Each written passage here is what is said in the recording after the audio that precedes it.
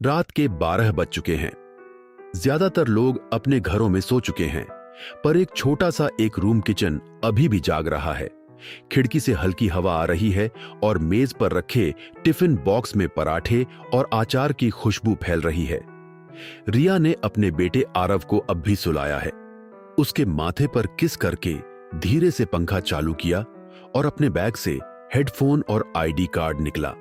रिया का पति अमित एक प्राइवेट कंपनी में काम करता था। जिंदगी छोटी थी पर खुश थी। फिर एक दिन सब कुछ बदल गया। एक रोड एक्सीडेंट ने रिया की दुनिया को जैसे रोक दिया। लोग कहते हैं वक्त हर दर्द मिटा देता है, पर रिया जानती थी कुछ दर्द वक्त नहीं मिटाता, बस सिखाता है कि उसके साथ जीना कैसे है। घर में छोटा बच्चा, किराया, स्कूल की फीस और जरूरतें सब एक साथ जैसे सिर पर गिर गईं। रिया ने कई जगह कोशिश की, क्लास में पढ़ाना चाहा, ट्यूशन देना चाहा। फिर उसे एक दिन अखबार में कॉल सेंटर की वैकेंसी दिखी।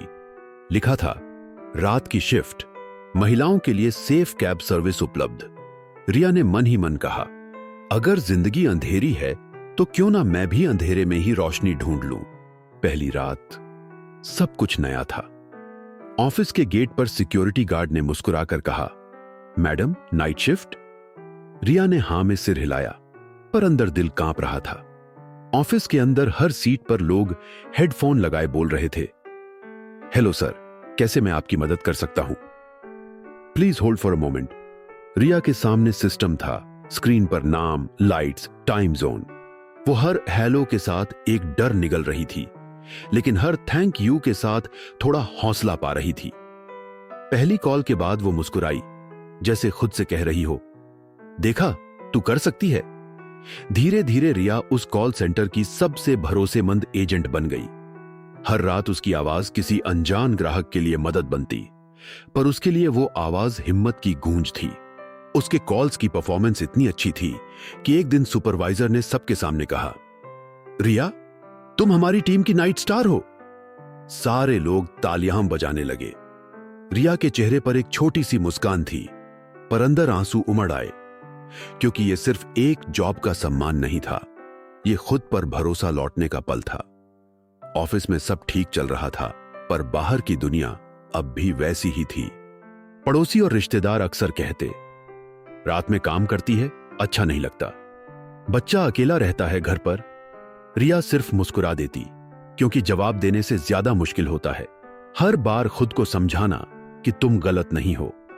रिया को डर लगता था, पर वो जानती थी कि डर के आगे उसकी जरूरतें हैं, और जरूरतों के आगे उसका बेटा। सुबह के 5 बजे वो घर पहुंचती। जूते उतारते ही आरव के कदमों की आवाज आती। मां आ गई? रिया थकी मुस्कान के साथ कहती, हां बेटा। फिर वो आरव को स्कूल तैयार करती, टिफिन बनाती और खुद के लिए चाय डालकर बालकनी में बैठ जाती। सामने उगता सूरज हर दिन उसे याद दिलाता कि रात चाहे जितनी लंबी हो, सुबह जरूर आती है। एक दिन ऑफिस में नया प्रोजेक्ट आया, कस्टमर सर्विस ट्रेनिंग देने का मौका। रिया की सीनियर बोली, रिया तुम चाहो तो इस बार ट्रेनर बन सकती हो। रिया ने पल भर सोचा, फिर कहा, हां मैं तैयार हूं। उस रात उसने आरव के साथ बैठकर इंग्लिश बोलने की प्रैक्टिस की। आरव बोला, मां तुम बहुत अच्छी टीचर बनोगी। रिया हंस दी, टीचर नहीं बेटा, ट्रेनर।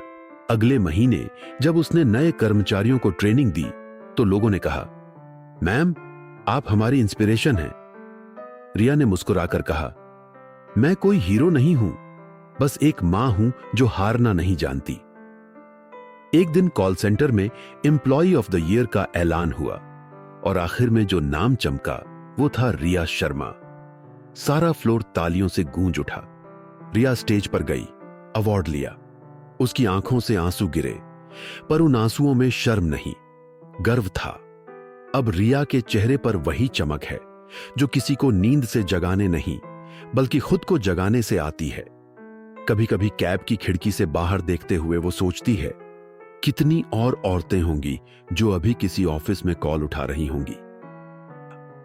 ऐसी ही सच्ची प्रेरणादायक कहानियां हम हर हफ्ते लेकर आते हैं, तो चैनल को सब्सक्राइब कीजिए और बेल आइकन जरूर दबाइए।